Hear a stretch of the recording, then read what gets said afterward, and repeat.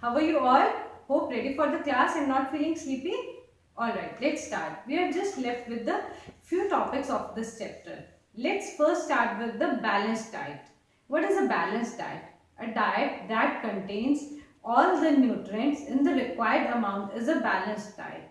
Now all the nutrient means yes, carbohydrates, fats, vitamins, proteins and minerals. So these all should be present in our diet in the required amount. That is a balanced diet. Now the question arises, how can we get a balanced diet when there is no such single food item which has all the nutrients present?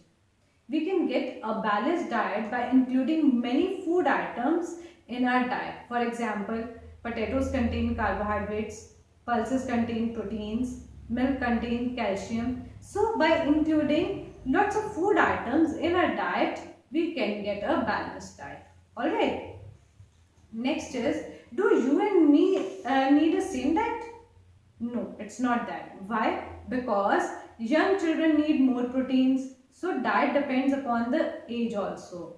Next is diet depends upon the physical work. As if the laborers, they do lots of physical activity. So they need lots of energy. So they need energy rich food, carbohydrates and fats. So in this way, balanced diet also depends upon the physical work and your profession.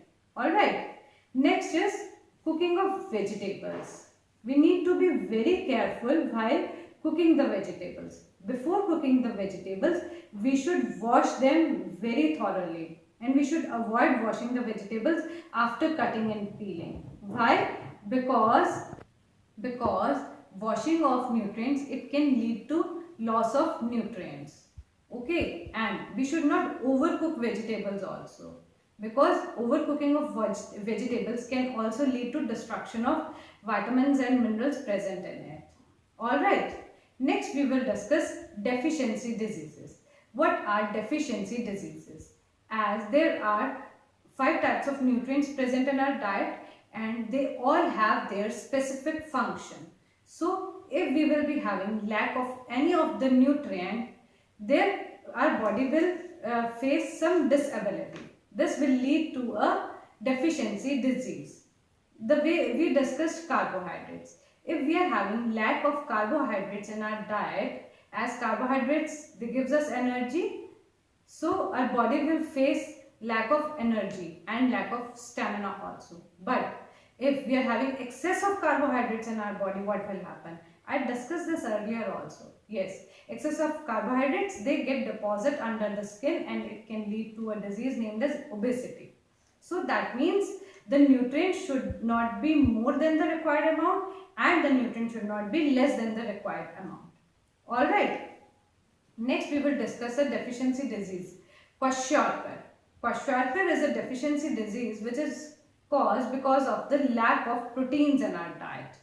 If there are lack of proteins in our diet, the students, they can have a swollen stomach, they can have a thin legs and there may occur ugly patches on the skin and it will lead to a mental and physical retardation of growth. So this is the disease known as Kwashiorkor, which is caused due to deficiency of proteins in our diet. Next is marasmus.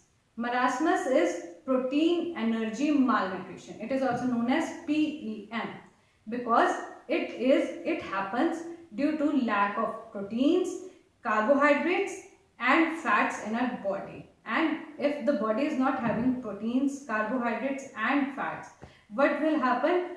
It will lead to a very thin skin. All the skin will be lost because there are no carbohydrates, no fats in our body. Okay.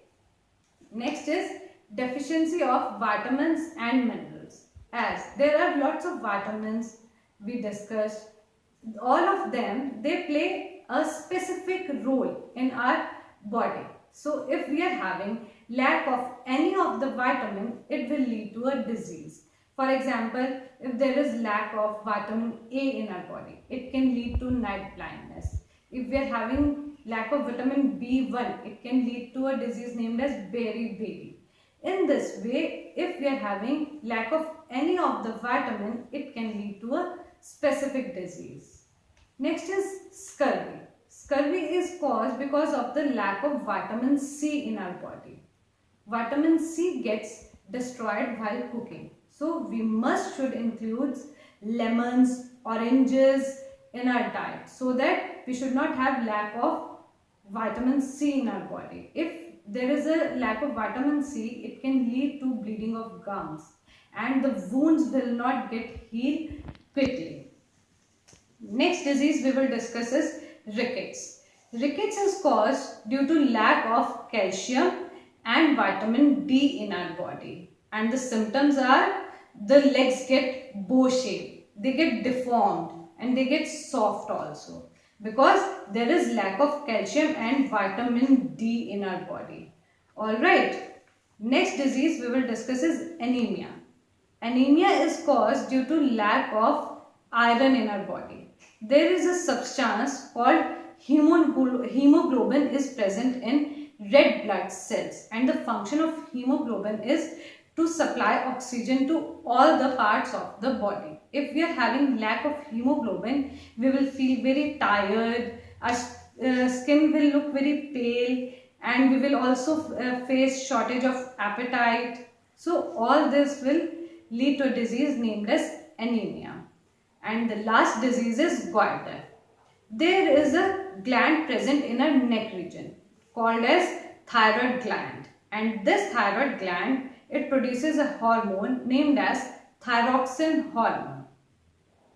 We can avoid this disease by including iodine in our diet. Have you heard about our iodized salt?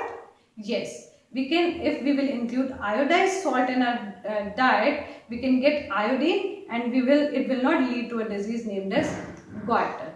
Alright, so that is all about all the nutrients, their functions and their deficiency diseases.